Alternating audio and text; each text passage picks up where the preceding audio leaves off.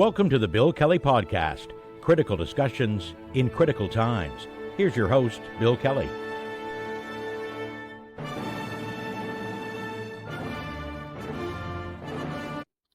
Welcome to another edition of the Bill Kelly Podcast, critical discussions in these critical times. I am your host, Bill Kelly. So good to have you with us today on a rather interesting time of year. I mean, we're heading in towards the summer season. Traditionally, of course, both houses of government, federal and provincial, turn the lights out. MPs and MPPs are off to their constituencies for the barbecue season. And we, even as citizens, tend to forget about the wheels of government as they grind to a halt for a few months because we're busy doing other things and trying to enjoy ourselves.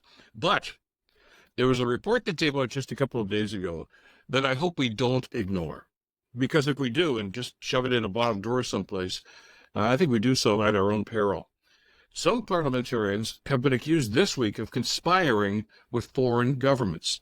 But the exact number, who's doing it, and exactly what they're doing, well, we don't know. As a matter of fact, many of the MPs are not being told that either.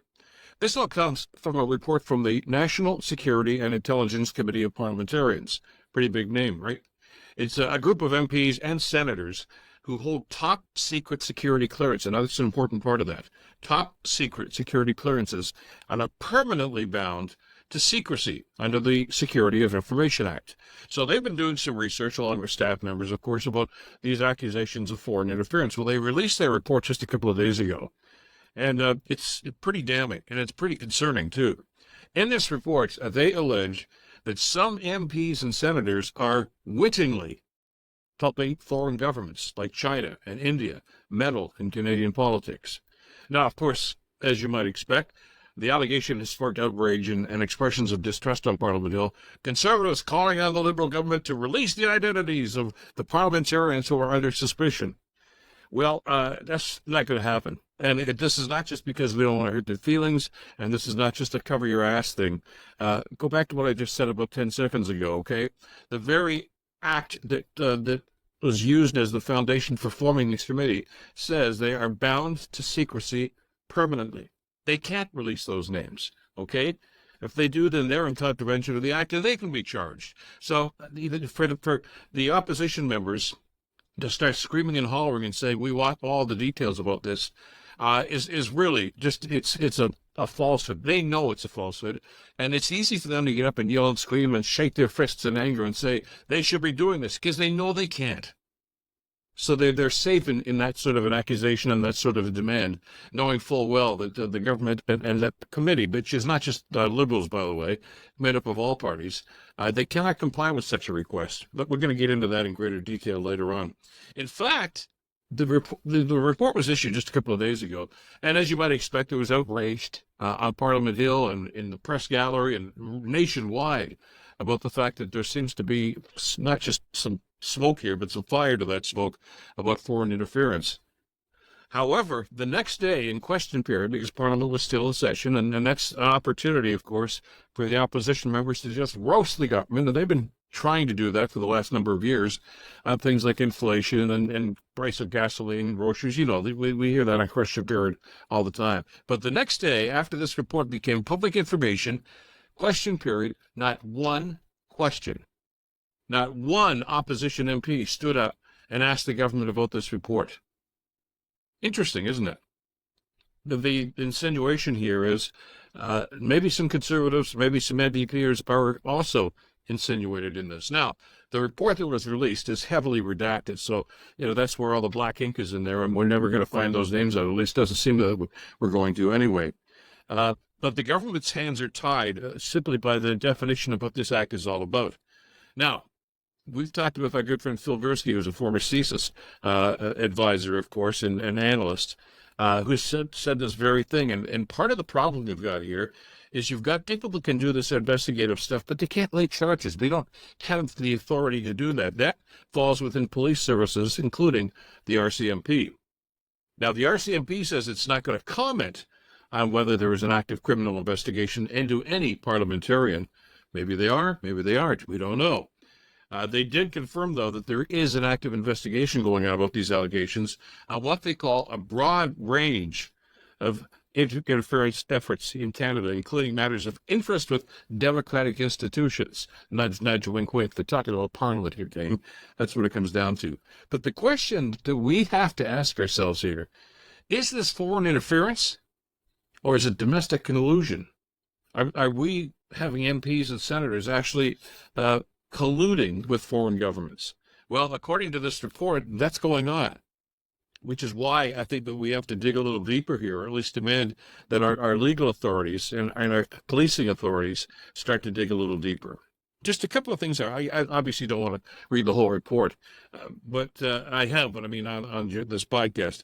Here's what's going on here. The report says the committee members have reviewed intelligence and indicating now that certain parliamentarians have or at one time were semi-witting or witting.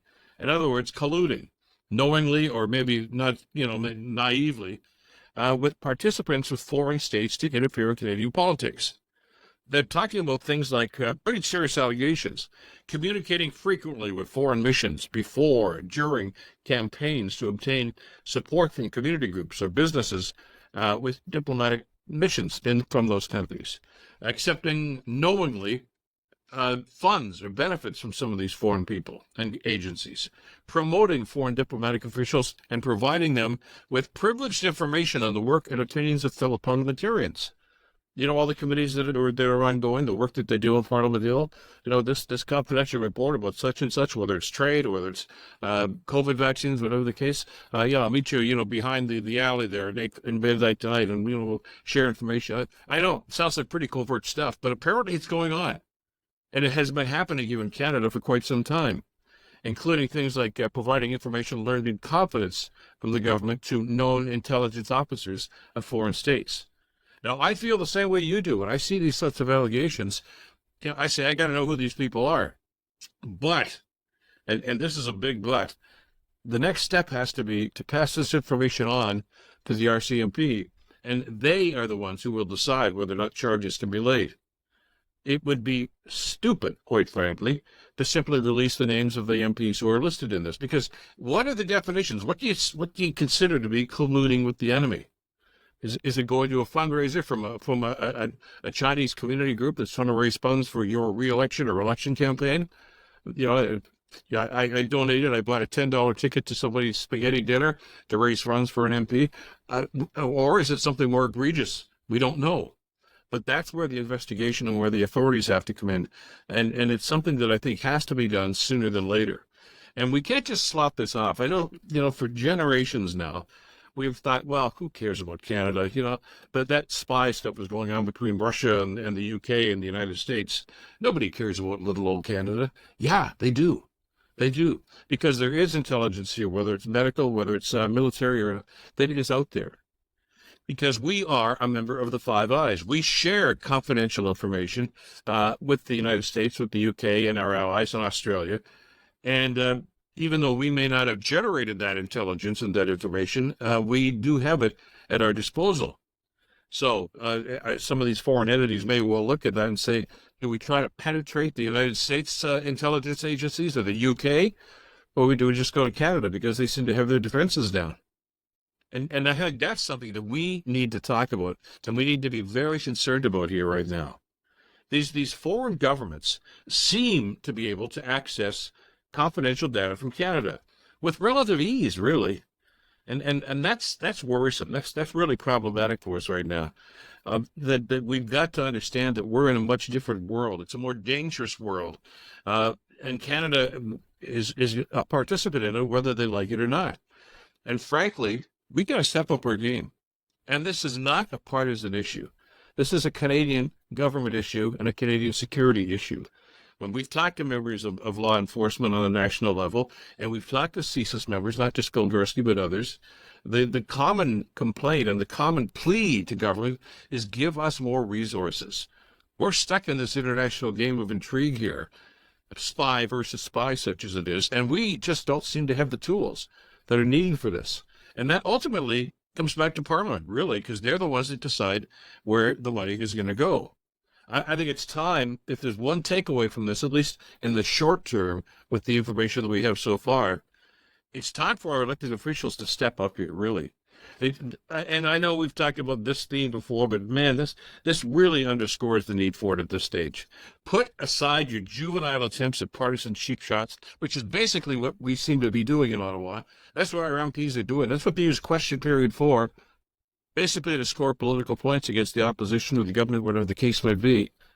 Stop acting like spoiled little petulant kids and start acting like government officials who have the best interests of this country at heart. Because I really question that. I think a lot of Canadians are questioning that. And it's not just at the government, it's about everybody cooperating. Have your political differences, of course you do. But at some point, you've got to set that aside and say, you know what, we got to do something now for the common good. That's really what it comes down to. This is 2024. The world is a dangerous place.